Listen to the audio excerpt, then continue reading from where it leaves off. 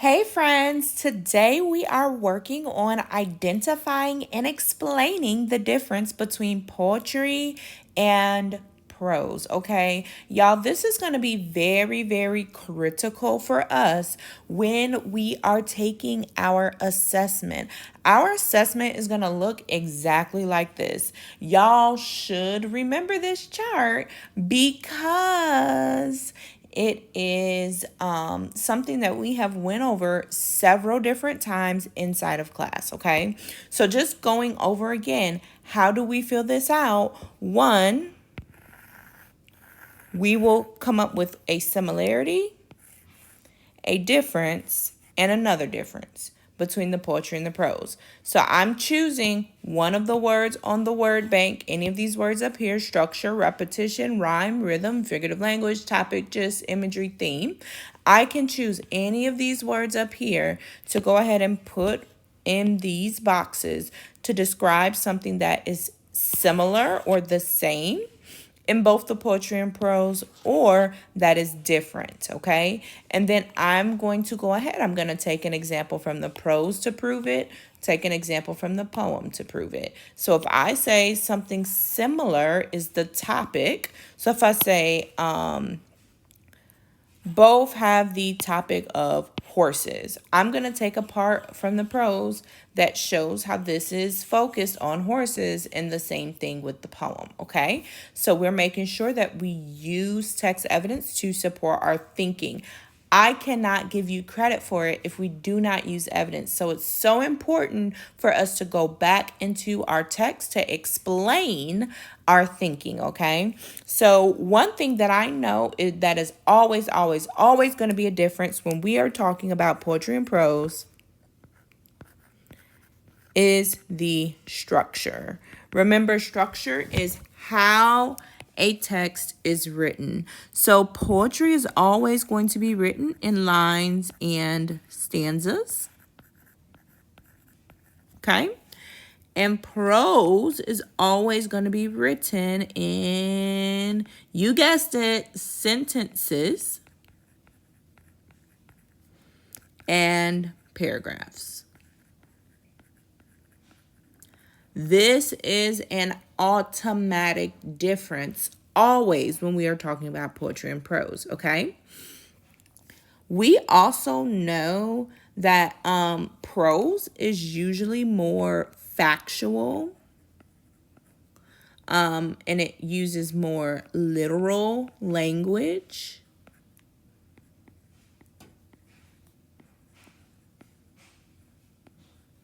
And we know that prose can include things like nonfiction text, like passages, stories, articles. Oops, let's spell it right. Articles, books, etc. Right? So prose is the text that we're typically used to seeing. I see that long body of text, blah, blah, blah, blah, blah, blah, blah, blah, blah, blah, blah, blah, blah, all together, okay? Whereas when we're thinking about poetry, this is that short, choppy. So I have that line, I have that line, I have that line. And then moving down, I have this line and this line and this line. And so we have these stanzas together, and then we have these individual lines all throughout our text. And none of them look as uniform as they do when we're looking at the prose. So when I'm looking at the prose, it's like this one group, it's all together, and our paragraphs are, neat and together. Whereas when we're looking at the poem, usually our lines, our row of words look a little different, okay? So looking at it, we can kind of see that difference. But then as we read the text, we will hear some rhyme.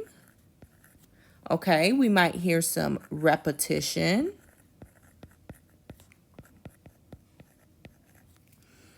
Okay, we might also hear some figurative language.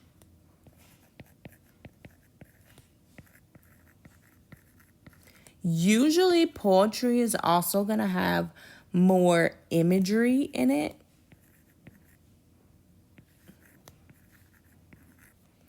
And then we will also hear that rhythm in poetry, okay? So Miss James says if I can turn it into a song, then it has a rhythm to it, right? So when we read the Red Wheelbarrow poem, so much depends upon a red wheelbarrow glazed with rainwater besides the white chickens. We could turn that into a song. Do do do do do do do do do do do do do do.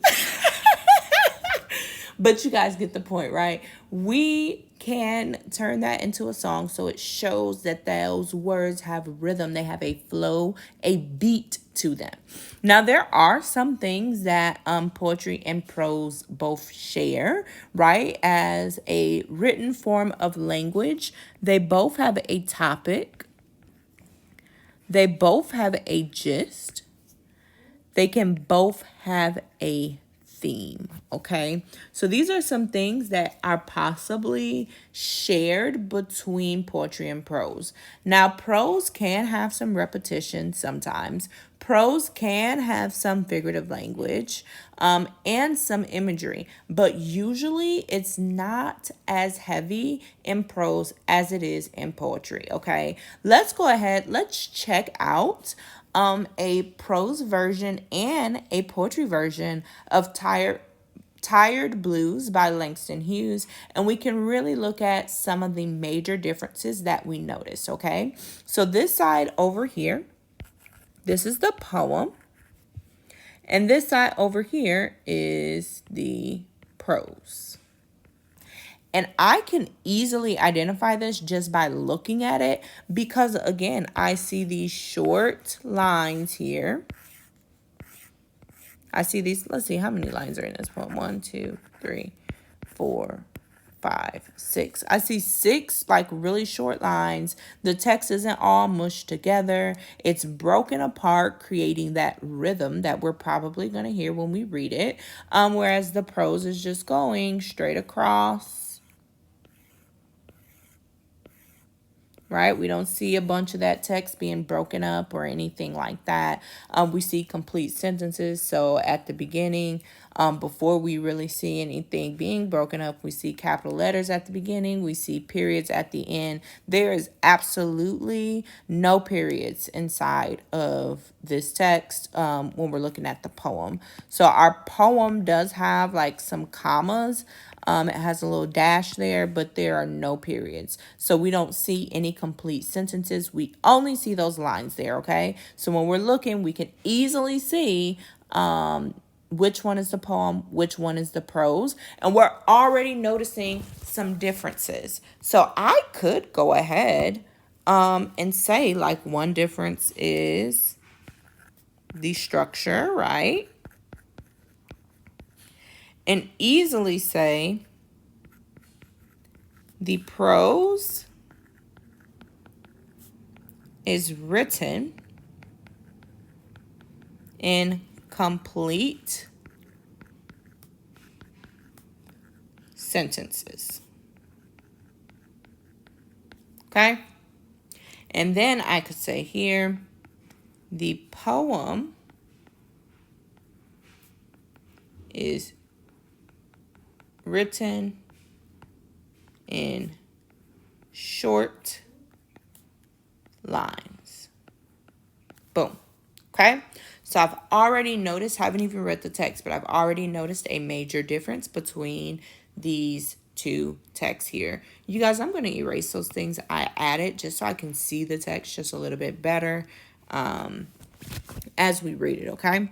So, Tired Blues by Langston Hughes. Looking at the poem over here on this side.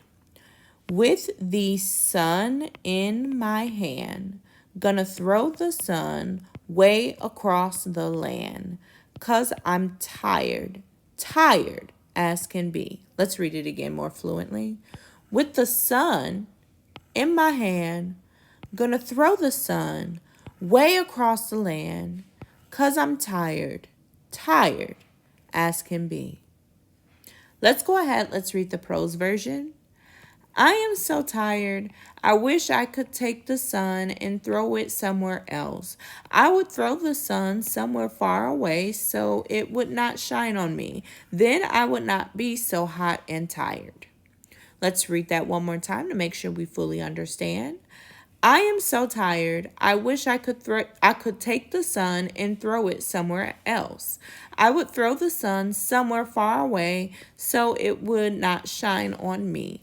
Then I would not be so hot and tired. Okay? So looking at both of these poems, I already noticed that they both use figurative language and they are really using the same metaphor, right? So when I read this one, it says, with the sun in my hand, gonna throw the sun way across the land. Now, he doesn't literally mean he would throw the sun way across the land, like he's gonna pick up the sun and throw it, right? We can't really do that. So this is figurative language. He's basically saying he's so hot he wants to take the sun and put it somewhere else. In this poem, it literally says that same thing. In the prose, it literally says that same thing. I wish I could take the sun and throw it somewhere else. I would throw the sun somewhere far away so it would not shine on me. Okay, so they're both using that metaphor of throwing the sun somewhere. So they both use figurative language.